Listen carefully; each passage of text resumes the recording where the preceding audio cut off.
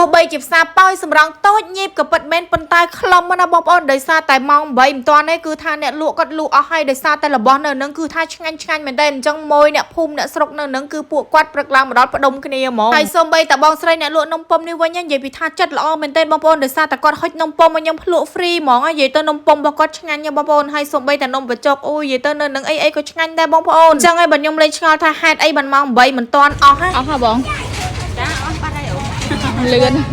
មកតែ8អស់បាត់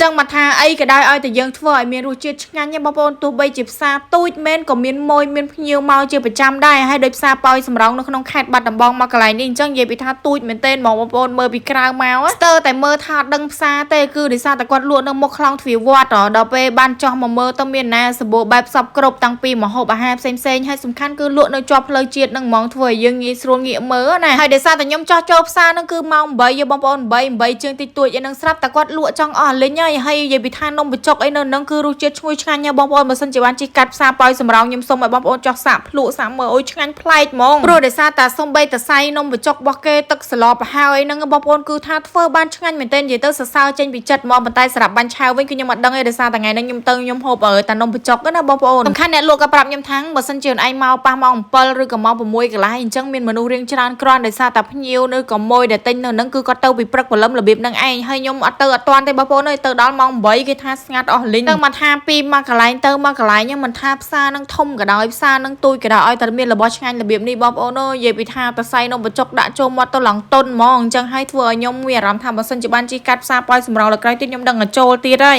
អីដែលសំខាន់មានតរ៉េនលក់ទៀតណាបងប្អូនអញ្ចឹងហើយមិញនឹងអ៊ំព្រឹកឡើងមិនទាន់ទេគាត់ទៅឈោមើលគេលក់តរ៉េនសួរតម្លៃថាតែ1គីឡូប៉ុន្មានអីប៉ុន្មានអញ្ចឹងណាប៉ុន្តែអត់បានទិញទេបើតាមការសង្កេតមើលរបស់ខ្ញុំគឺគាត់មើលហើយគាត់អត់បានទិញទេតែបើសម្រាប់នំពុំនេះវិញបងប្អូនគឺម៉ោង8មិនទាន់ទេអស់ហើយនិយាយពីថាគាត់លក់ដាច់នោះដោយសារតម្លៃតែ500រៀលហើយមានរសជាតិឈ្ងុយឆ្ងាញ់មែនទែនហើយដោយសារតែខ្ញុំហូបប៉ះពេលក្តៅមានដូងមានអីផងបងប្អូនមើលទៅលក្ខណៈបែបខ្មែររបស់យើងរស់នៅបែបងាយស្រួលសាមញ្ញធម្មតាអញ្ចឹងណាហើយបើនិយាយពីម្នាស់ពីម្ទេសពីដលងអីនៅហ្នឹងបងប្អូនគឺល្អ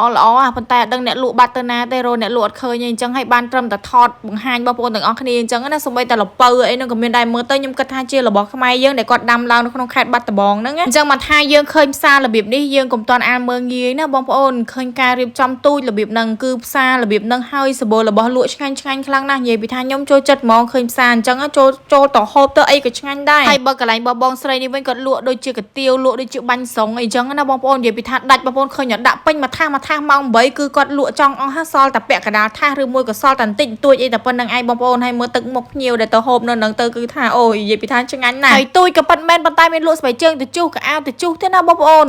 មកគូម៉ានបងអានេះ1000អានេះ1000អានោះ2005អានោះ2005អូអានេះមកគូ1000ហ៎ចារើសមួយនេះវាក្មេងប្រុសមកអានេះអញ្ចឹងបានថានៅតំបន់ណាដែលអ្នកភូមិគាត់មិនសូវចំណាក់ស្រុកបងប្អូនគឺសម្បូរសប្បាយរស់នៅរបៀបនេះឯងទោះបីជាផ្សារតូចមែនប៉ុន្តែរស់នៅដែលមានក្តីសុខមិនបាច់ហត់ទៅស៊ីឈ្នួលគេនៅខាងក្រៅប្រទេសណាបងប្អូន